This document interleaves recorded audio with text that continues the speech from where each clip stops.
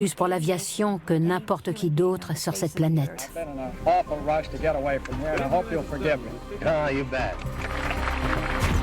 Et il est sorti avec une ribambelle de vedettes d'Hollywood. Il a eu une histoire avec Katharine Hepburn, Ava Gardner, Rita Hayworth. Je n'imaginais pas que moi aussi, je tomberais follement amoureuse de lui. Mais devenu l'un des hommes les plus riches du monde, Howard Hughes a passé les 20 dernières années de sa vie reclus dans sa chambre d'hôtel. During his latter years, the billionaire allowed only a handful of people to see him. Il avait très peur d'être contaminé.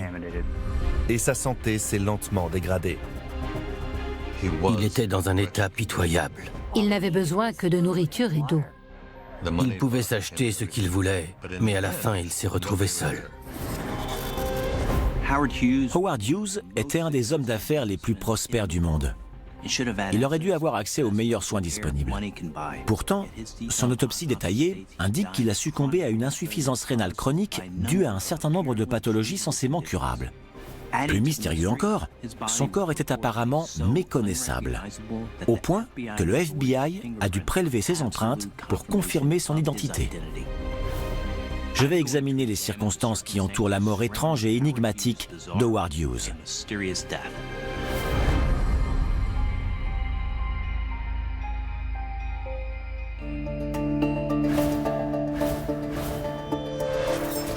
Le docteur Michael Hunter est un médecin légiste de renommée mondiale. Depuis 20 ans, il a pratiqué des milliers d'autopsies. Il dirige désormais le service de médecine légale de l'une des plus grandes villes des États-Unis et travaille en étroite collaboration avec les forces de l'ordre dans le cadre d'enquêtes sur des morts suspectes. J'ai ici l'autopsie et le rapport d'enquête sur la mort d'Howard Hughes.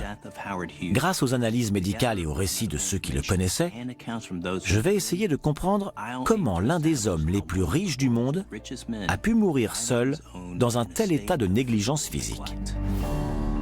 7 janvier 1972, Los Angeles. Un peu plus de 4 ans avant sa mort. Howard Hughes organise une conférence de presse à laquelle il participe à distance depuis son hôtel aux Bahamas. Il vit plus ou moins coupé du monde depuis près de 20 ans. Au début des années 70, la rumeur disait qu'Howard Hughes était mort ou grabataire. Le milliardaire est un des plus grands entrepreneurs du monde. Illustre fondateur de la Hughes Aircraft Company, il s'est constitué un véritable empire immobilier à Las Vegas. C'est aussi un producteur de cinéma mythique qui a même racheté la RKO Pictures. Il exerce une telle fascination sur le public que l'annonce d'une autobiographie soi-disant coécrite avec l'écrivain Clifford Irving s'impose comme l'événement littéraire du moment. Howard Hughes était déterminé à prouver que le livre de Clifford Irving était un faux. Il a décidé de faire une conférence de presse par téléphone. On ne l'a donc pas vu en personne. I take it, sir, you do not know a man named Clifford Irving, then? I never saw him. I never even heard of him. Il a donné cette conférence de presse pour faire savoir qu'il contrôlait la situation et que Clifford Irving ne savait rien et n'avait aucun droit sur son histoire ni sur sa vie. Les journalistes en profitent pour l'interroger sur les rumeurs relayées par la presse au sujet de son apparence. Hair to the middle of his back and fingernails and toenails from 6 to 8 inches long. This is just inconceivable. If I had toenails 8 inches long, I couldn't walk.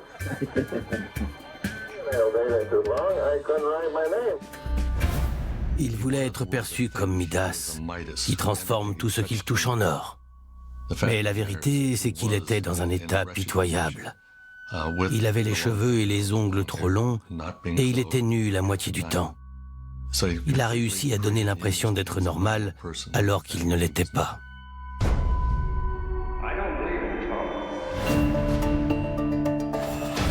Le rapport indique qu'au moment de sa dernière conférence de presse, Howard Hughes était dans un état d'extrême négligence physique.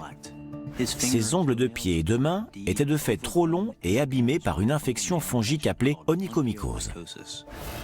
Ce champignon colonise l'ongle quand on ne se lave pas assez les mains et les pieds et qu'on lui permet ainsi de proliférer.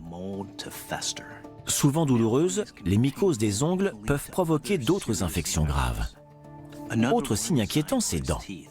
Elles étaient complètement pourries. Cet état de laisser aller a certainement eu une incidence sur son insuffisance rénale. Je dois approfondir la question. Howard Robert Hughes Jr. est né le 24 décembre 1905 à Houston, au Texas. Il est le fils unique d'Aline Gano et d'Howard Robert Sr., un inventeur. Sa famille a fait fortune dans l'industrie pétrolière. Le petit Howard s'est rapidement révélé être un génie de la mécanique et il adorait la technologie. Il a fabriqué son propre émetteur radio à une époque où c'était très inhabituel. Il a même conçu une bicyclette à moteur. Le garçon passe le plus clair de son temps seul, sans doute à cause d'une affection infantile. Il a partiellement perdu l'audition alors qu'il était enfant, et il en a souffert toute sa vie en société. Il ne s'intéressait pas tellement aux autres. Son père l'a toujours incité à prendre ses décisions seul et à ne compter sur personne. À 16 ans, Howard voit son destin prendre un tournant tragique. Sa mère Aline meurt des suites d'une grossesse extra-utérine. Et 2 ans plus tard, son père est emporté brutalement par un infarctus. Il adorait ses parents et je crois qu'il ne s'en est jamais vraiment remis. Il s'est senti seul jusqu'à la fin de sa vie. Le double décès de ses parents a été un choc terrible. À cause de ça, il s'est replié sur lui-même. Il s'est persuadé qu'il n'avait besoin de personne. Le jeune homme hérite d'une fortune et prend la tête de l'entreprise familiale. Il avait 18 ans, il aurait dû être à la fac et faire partie d'une fraternité. Au lieu de quoi, il dirigeait une société au capital de plusieurs millions de dollars. Mais Howard est trop ambitieux pour se contenter de vendre du matériel de forage. Il voulait monter sa propre affaire. Et dans les années 20, aucune industrie au monde n'était plus prometteuse que le cinéma. À 20 ans, il décide de partir pour Hollywood. Il adorait le cinéma, produire, faire des films et découvrir des stars. Il réalise plusieurs succès populaires, dont Les Anges de l'Enfer, un film entré dans l'histoire du cinéma. Howard a orchestré toute une scène de combat aérien pendant la Première Guerre mondiale qui est absolument phénoménale et qui reste pratiquement inégalée.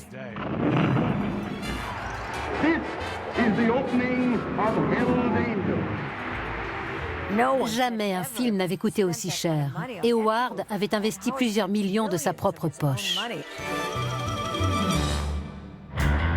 Mais sa vocation de pilote ne s'arrête pas aux portes d'Hollywood. Il bat le record du tour du monde en solitaire en avion et devient ainsi un héros national. C'est fou, Howard était la personne la plus connue du monde. Je crois que c'est là-haut, dans le ciel, qu'il était le plus heureux. Cette passion pour l'aéronautique le conduit à fonder la Hughes Aircraft Company et à prendre le contrôle de Transworld Airlines, TWA. Il construit également le plus gros avion du monde, en bois. Le Spruce Goose, un surnom qu'il détestait, est une véritable prouesse. Construire un avion en bois géant est une entreprise d'une complexité presque inimaginable. Il fonde encore l'Institut médical Howard Hughes, continue à gérer la société d'outillage de son père au sein d'un vaste empire commercial et investit enfin massivement dans l'immobilier à Las Vegas. Il est arrivé à Las Vegas dans les années 60 et il a commencé à acheter des hôtels, ce qui a dynamisé l'économie. En gros, c'est lui qui a fait de Las Vegas ce qu'elle est aujourd'hui. Sammy Davis Jr. described Howard Hughes as the only man who plays Monopoly with real buildings. Quand il faisait quelque chose, ce n'était jamais pour s'enrichir. Mais il n'y pouvait rien, tout ce qu'il touchait se transformait en or. Février 1973, hôtel Inn on the Park à Londres, 3 ans avant sa mort. Howard Hughes n'a fait presque aucune apparition en public depuis 20 ans. Il a commencé à se retirer du monde entre la fin des années 50 et le début des années 60. Ça s'est fait progressivement. Et puis il s'est mis à vivre à l'hôtel. Je pense qu'Howard appréciait la discrétion et la flexibilité de la vie à l'hôtel. Il se cache à Londres depuis déjà quelques mois. Partout où ils allaient, ils réservaient tout le dernier étage. Il y avait 5 ou 6 collaborateurs Hughes en permanence dans la pièce voisine qui servaient de bureau. Ses assistants avaient ordre de mettre d'épais rideaux aux fenêtres pour occulter la lumière du jour.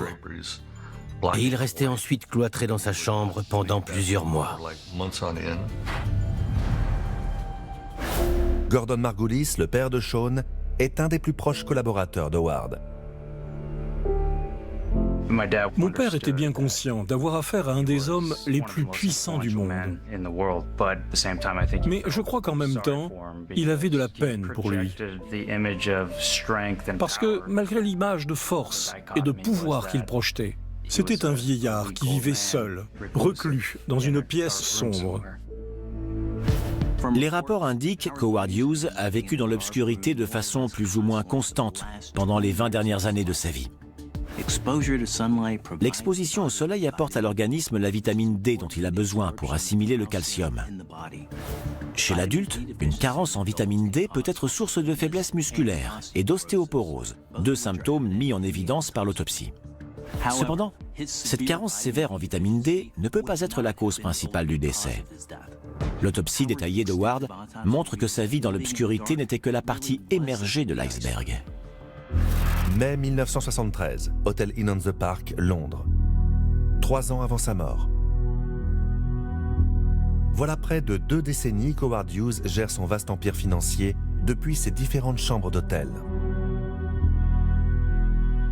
Il avait beau vivre reclus, il n'en continuait pas moins à gérer ses affaires avec diligence par téléphone et par mémo. Il ne rencontrait jamais ses partenaires commerciaux en personne.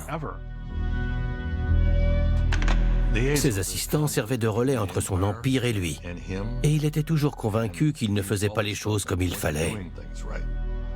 Si bien qu'il leur dictait des mémos détaillés sur la façon de faire chaque chose. Les assistants d'Howard ont pour mission de l'aider dans tous les aspects de sa vie.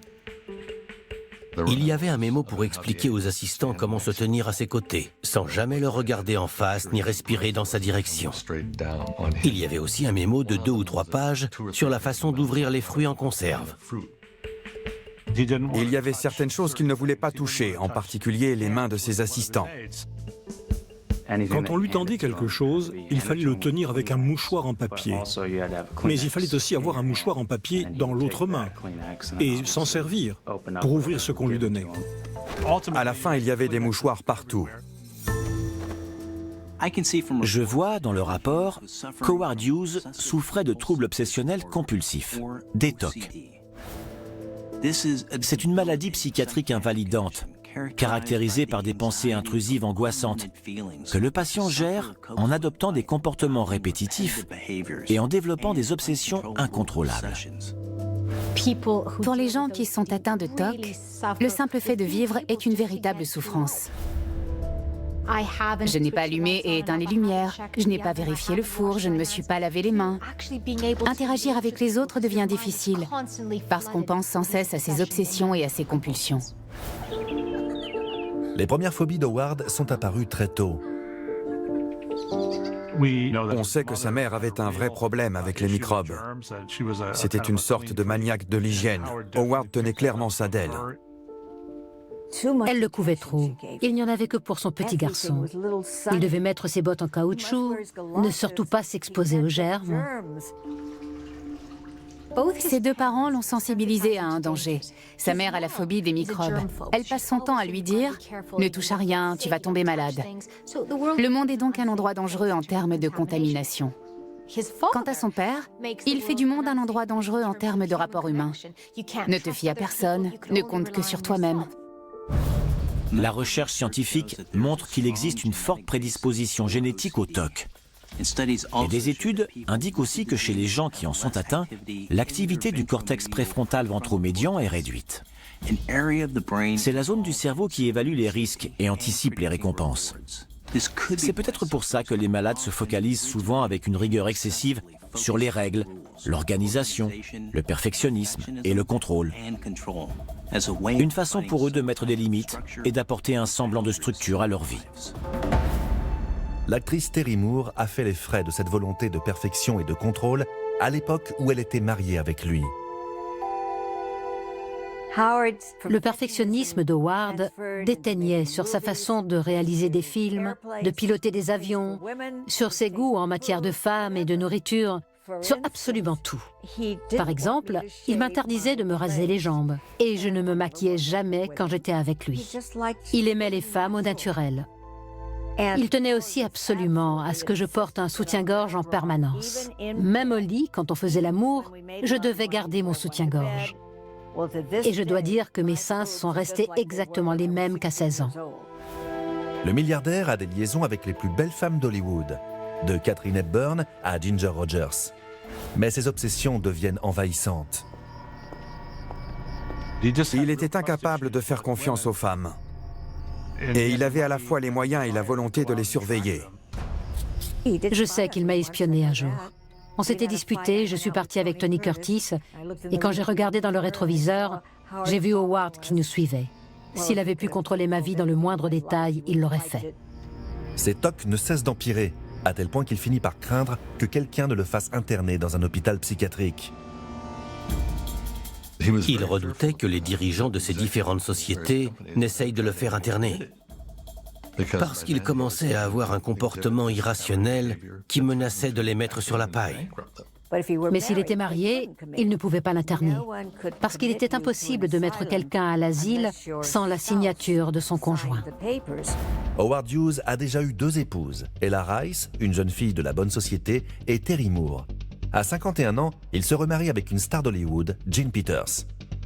Je pense que dans leurs 12 ou 13 ans de mariage, ils n'ont pas passé plus de 9 mois sous le même toit. Ça en dit long sur sa capacité à avoir une relation normale. Je vois dans son dossier que ces tocs n'ont pas affecté que ses relations avec les femmes. Apparemment, il a aussi développé des obsessions relatives à son alimentation. Juin 1973, Hotel Inn on the Park à Londres, moins de 3 ans avant sa mort. Howard a commandé son dessert préféré.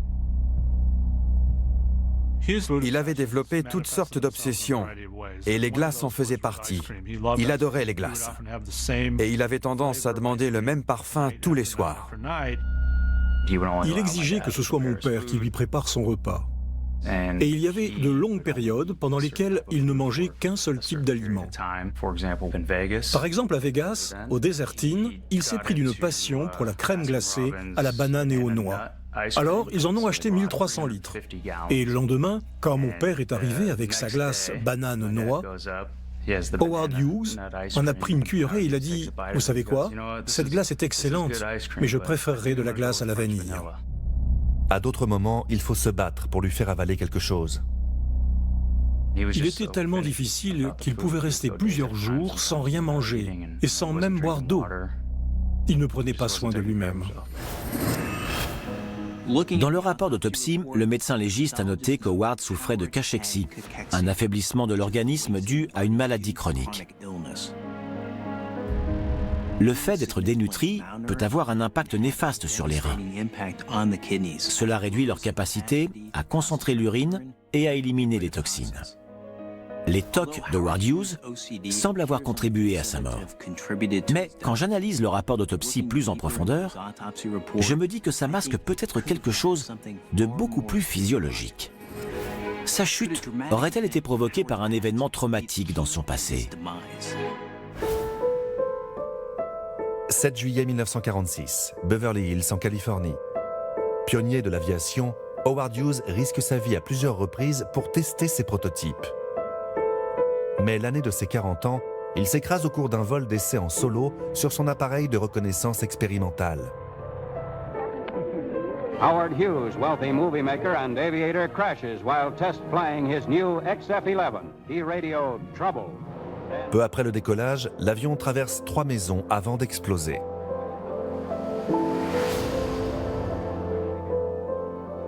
C'était une scène stupéfiante. Howard essayant de s'extraire de cet avion en flammes.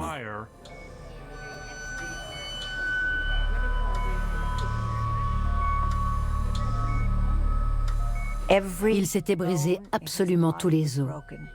Et il avait des cicatrices sur tout le corps. Il recevait des télégrammes du monde entier.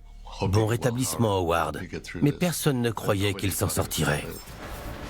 Ce dossier médical m'indique qu'Howard Hughes est sorti de son accident d'avion avec de nombreuses blessures, y compris des fractures multiples et des brûlures au 3e degré.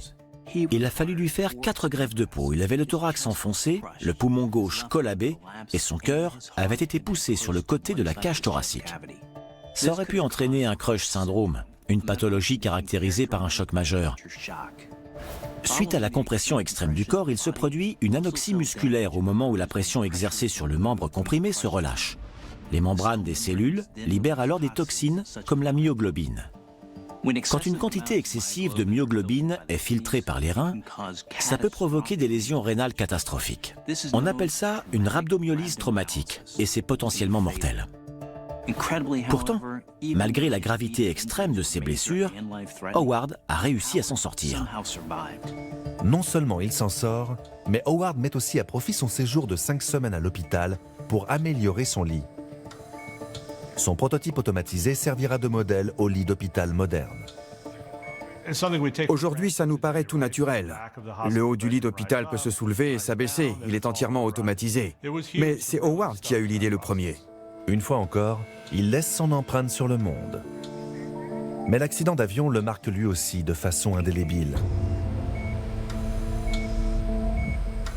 La plupart des blessures dont souffrait Howard ont eu un impact à long terme important, comme on en trouve la preuve dans son autopsie. Il avait des cicatrices dans le dos et aussi des antécédents d'hémothorax qui auraient commencé, je cite, « suite à l'accident d'avion 30 ans avant sa mort ». Un hémothorax, c'est quand des lésions internes saignent dans la cavité pleurale, l'espace entre les poumons et la paroi thoracique. Suite à cet épanchement de sang dans la cavité pleurale, il a développé des adhérences cicatricielles, une fibrose pleurale. Il n'existe aucun traitement contre ces adhérences, et la fibrose a sans doute entraîné des difficultés respiratoires ainsi qu'une gêne jusqu'à la fin de sa vie. L'accident d'avion a marqué un tournant dans la vie d'Howard. D'abord parce qu'il a énormément souffert et que ça a été le point de départ de son addiction aux médicaments et à la codéine. Après son accident, on a prescrit à Howard de la codéine. Mais son autopsie révèle qu'il continuait à en prendre à très haute dose 30 ans plus tard. La codéine est un antalgique opioïde qui agit sur les récepteurs aux opioïdes du système nerveux et modifie ainsi la tolérance à la douleur. Il prenait beaucoup de codéine. Ça lui permettait de masquer assez régulièrement la douleur. Il n'était pas du genre à aimer se plaindre. Il prenait ce médicament pour mener une vie normale, au moins à ses yeux. Juillet 1973, Hotel Inn on the Park de Londres, moins de 3 ans avant sa mort. Si Howard Hughes a passé 20 ans reclus dans des chambres d'hôtel, c'est entre autres raisons pour échapper à la justice. Quand on est à la tête d'un tel empire financier et qu'on a tendance à prendre des décisions hâtives, on est souvent attaqué en justice. Soucieux de préserver son image, le milliardaire ne veut pas se montrer au tribunal. Il ne voulait pas être vu dans l'état où il était. Et ses problèmes de santé sont sur le point d'empirer.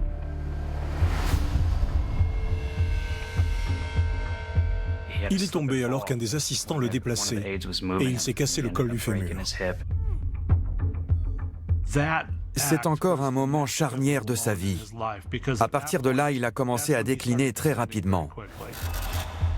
Les rapports indiquent qu'Howard Hughes s'est fracturé le col du fémur et qu'il a fallu l'opérer pour lui mettre une broche. Suite à cet accident, il n'a plus jamais marché et il a développé une contracture dans la jambe gauche. Sa jambe était définitivement raccourcie. Cette fracture fémorale et cette contracture ont sans doute contribué à ses douleurs chroniques. Cet homme ne jurait que par l'autosuffisance. Alors, quand il est devenu dépendant des autres, d'abord à cause de sa maladie mentale, puis de ses maladies physiques, ça a certainement marqué le début de la fin. Au départ, il a pris plus de codéine pour soulager la douleur de la fracture fémorale. Et sa consommation s'est envolée. Le rapport d'autopsie relève de multiples traces de piqûres dans ses avant-bras. Paradoxalement, il préférait prendre la codéine en injection plutôt qu'en comprimé. Ce choix me donne à penser qu'au vu de l'intensité de sa souffrance et de son seuil élevé de tolérance aux principes actifs, ces infirmiers ont jugé plus efficace d'injecter la codéine directement dans son système sanguin.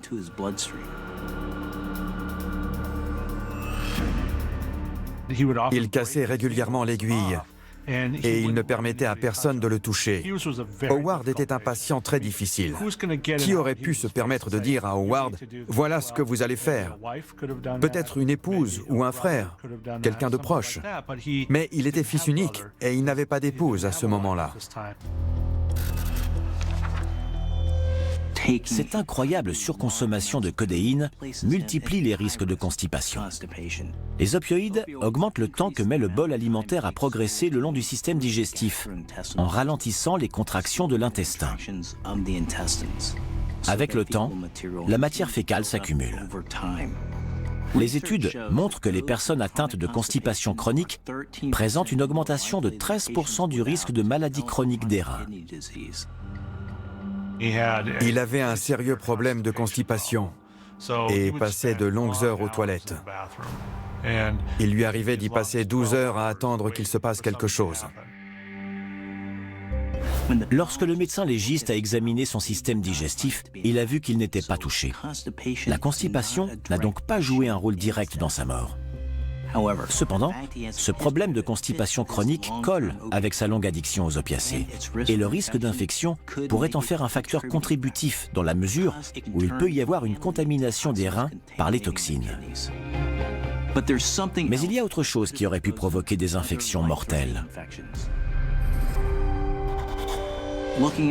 Le rapport mentionne la présence d'escarres, qui sont un signe d'inactivité et de faiblesse prolongée. Si on ne les soigne pas, les escarres peuvent provoquer des infections avec des conséquences catastrophiques pour les reins. Avril 1975, hôtel Xanadu Princess aux Bahamas. Un an avant sa mort. Howard s'est installé dans une autre chambre d'hôtel. Il bouge de moins en moins. Parfois, il regardait le même film encore et encore. 5 ou 6 fois dans la même journée. Il ne quittait plus sa chambre et se détachait de plus en plus de ses activités commerciales. Après s'être cassé le col du fémur, Howard n'a plus jamais remarché. Il ne buvait plus de liquide, il ne s'alimentait pas correctement, il ne faisait pas d'exercice, son état se dégradait lentement. Et il a fini par développer des escarres qui le faisaient énormément souffrir. Le rapport d'autopsie indique une petite ulcération de 2 cm. À côté de ça, ils ont aussi trouvé 6 ulcérations croûteuses de taille similaire sur la peau. Ces escarres sont superficielles, et le fait qu'elles soient surtout encroûtées montre qu'elles ont dû cicatriser avec le temps. Il est donc peu probable qu'elles soient à l'origine d'une quelconque infection. Mais leur simple présence témoigne de l'état d'extrême faiblesse dans lequel il était. Août 1975, hôtel Xanadu Princess aux Bahamas, 8 mois avant sa mort. Les tocs d'Howard continuent à régenter sa vie. Il mettait tellement de temps à aller aux toilettes qu'il préférait s'asseoir sur son lit et uriner dans un bocal. Mais il gardait les bocaux. Tout le reste de sa vie était tellement chaotique que les tocs sont devenus très envahissants. Ça ne lui procurait pas la réalité du contrôle. Parce qu'uriner dans des bouteilles n'avait rien à voir avec sa douleur ni avec son travail. Mais ça lui donnait l'illusion du contrôle, et c'est précisément ce dont il avait besoin. Février 1976, 2 mois avant sa mort. Décision est prise de quitter les Bahamas pour le Mexique. Les assistants lui ont dit « Howard, même si vous vous plaisez ici, il faut aller au Mexique. Vous ne pouvez plus vous procurer ces médicaments aux Bahamas. » Ça ne se passait jamais bien quand on le déplaçait. C'est mon père qui prenait la tête des opérations et qui se chargeait de le porter. Il a plaisanté un jour en disant qu'il était content, qu'il ait perdu tant de poids parce que ça lui facilitait la tâche. Ce que l'on sait au sujet de ce déménagement, c'est qu'il a été catastrophique pour Hughes. Sa santé était déjà fragile. Ça a bouleversé ses habitudes, si singulières qu'elles soient, et ça a précipité sa déchéance. 1er mars 1976, hôtel Acapulco Princess au Mexique. Un mois avant sa mort. Howard est en piteux état. Il tombe de son lit, se cogne la tête sur la table de chevet et aggrave une lésion qu'il a sur la tête. L'autopsie mentionne un cylindrome sur la zone pariétale gauche du scalp. Les cylindromes sont des tumeurs bénignes qui se présentent généralement sous la forme de lésions solitaires, à croissance lente, sur la tête et dans le cou. Cependant, à en croire le rapport, la chute de Howard a arraché la tumeur en laissant une plaie béante qui n'a pas tardé à s'infecter. À la suite de quoi, des toxines ont pu contaminer les reins. Il est donc fort possible que ce facteur ait joué un rôle dans sa mort. 3 avril 1976, hôtel Acapulco Princess au Mexique. 2 jours avant sa mort.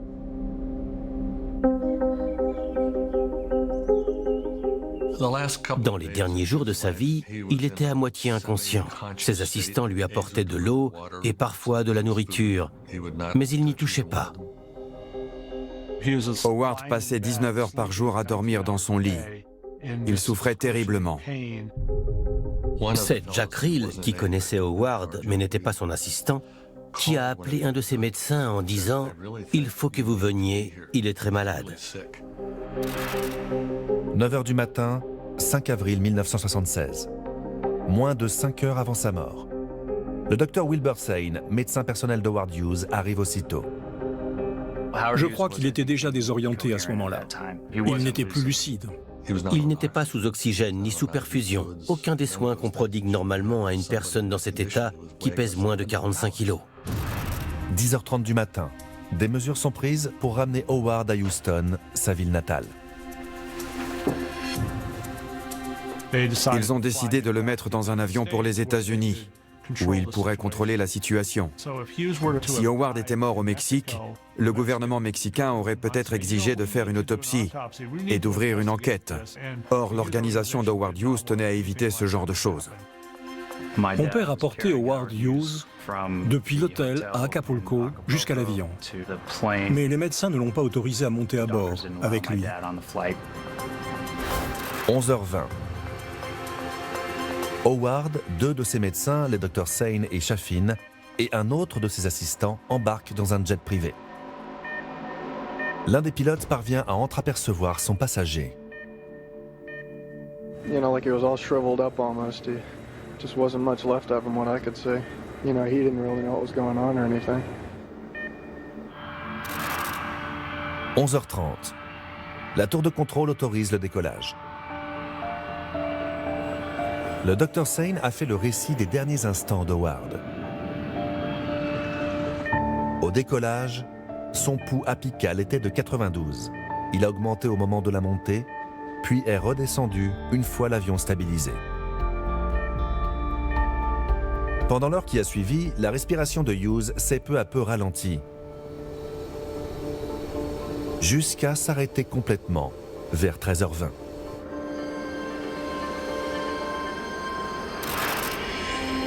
À 13h27, le décès d'Howard Robert Hughes Jr. est constaté.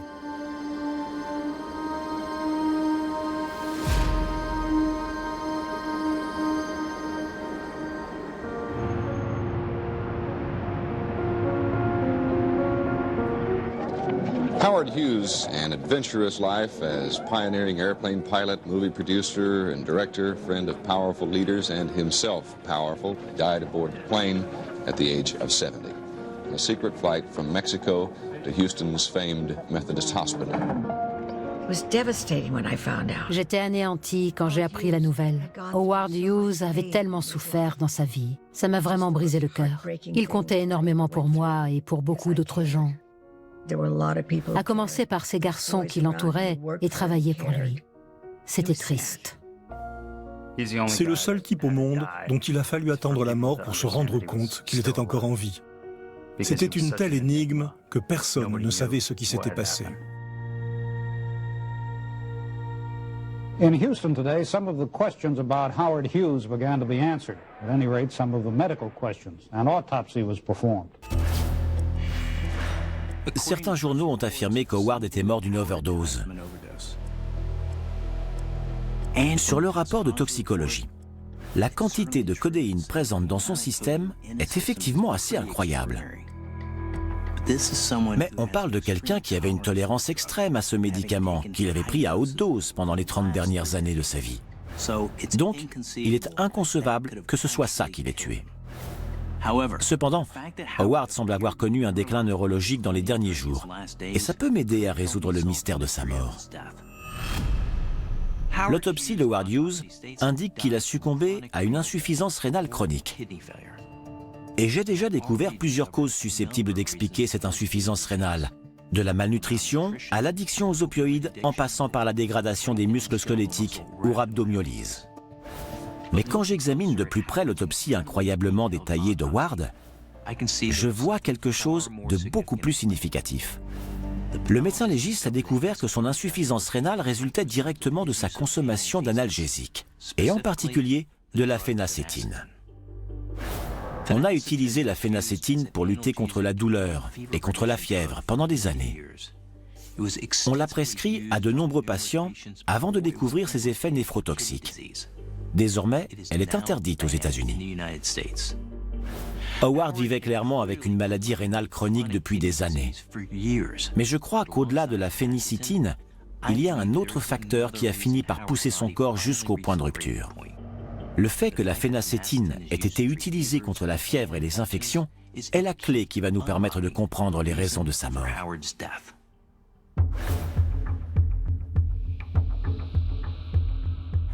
Howard souffrait d'une hypertrophie des glandes de la prostate, qui lui obstruait partiellement l'urètre. Cette augmentation non cancéreuse de la taille de la prostate se produit chez environ 50% des hommes après 60 ans. La prostate hypertrophiée appuie sur l'urètre et fait obstacle à l'écoulement de l'urine hors de la vessie. Cela entraîne une pathologie appelée obstruction vésicale. Dans le cas de Howard, on a une vessie très distendue à cause de l'urine qui s'est accumulée dedans en quantité croissante au fil du temps, ce qui le rendait sans doute sujet aux infections urinaires. Élément décisif au cours de l'autopsie, le médecin légiste a découvert 250 ml d'urine trouble, ce qui m'indique qu'il souffrait effectivement d'une infection. Et je vois aussi qu'Howard souffrait d'une cystite chronique. Sa vessie était enflammée à cause d'une infection. Avec une infection urinaire comme ça, Howard semblait peut-être délirant, surtout à son âge. Il est clair que son corps était lourdement atteint par ses nombreux problèmes de santé. Et je suis convaincu que cette infection urinaire lui a porté le coup fatal. Le Dr Hunter pense désormais pouvoir révéler les derniers instants d'Howard Hughes. Le rapport me montre que le corps présentait de multiples foyers d'infection. Ses reins ont fini par lâcher. Et il est devenu urémique, ce qui signifie que ses reins laissaient échapper des toxines ou déchets azotés dans son sang. Ces toxines, dont la créatinine et l'urée, ont atteint une concentration très élevée. En conséquence, Howard Hughes a probablement contracté une septicémie. Et cela a entraîné un choc septique. Vu son état de faiblesse, il n'a tout simplement pas pu combattre l'infection. Ses organes ont commencé à lâcher. Howard Hughes est tombé dans le coma et il a fini par mourir. Le Dr Hunter a une dernière pièce à placer dans le puzzle. Même si on a pu lire dans la presse que Howard Hughes avait été victime de négligence, je pense qu'il y a une autre explication à son apparence. Suite à l'accident d'avion qu'il a eu en 1946, il a développé une pathologie appelée l'allodynie, c'est-à-dire que le moindre contact avec sa peau pouvait provoquer de terribles douleurs. Cette affection a été sans doute provoquée par ses multiples fractures. Les lésions des tissus libèrent des médiateurs chimiques qui touchent les nerfs du tissu et provoquent ainsi une douleur cutanée chronique.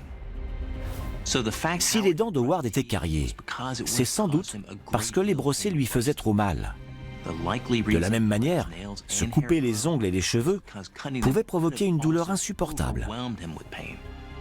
Son apparence singulière était donc certainement due à des douleurs chroniques plutôt qu'à ses tocs. Le docteur Wilbur Sain, son médecin, a décrit Howard comme extrêmement sensible au toucher. Se couper les ongles des mains et des pieds lui faisait un mal de chien.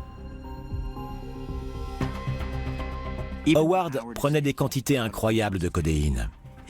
Mais ça ne devait pas suffire à soulager la douleur. Entre l'allodynie, la douleur aux hanches, les adhérences fibreuses, les plaies ouvertes, l'insuffisance rénale chronique, Howard Hughes accumulait les blessures et les douleurs. La plupart des gens confrontés à des douleurs chroniques cherchent un mécanisme de compensation. Et je pense que pour lui, les TOC étaient une béquille. Une façon d'apporter de l'ordre et de la structure, et surtout un peu de contrôle dans sa vie. Howard Hughes était un génie. Et s'il a décidé de vivre reclus, ce n'est pas à cause de ses TOC. C'est parce qu'il a souffert de douleurs chroniques pendant les 30 dernières années de sa vie. Le véritable miracle, c'est qu'il ait réussi à survivre si longtemps.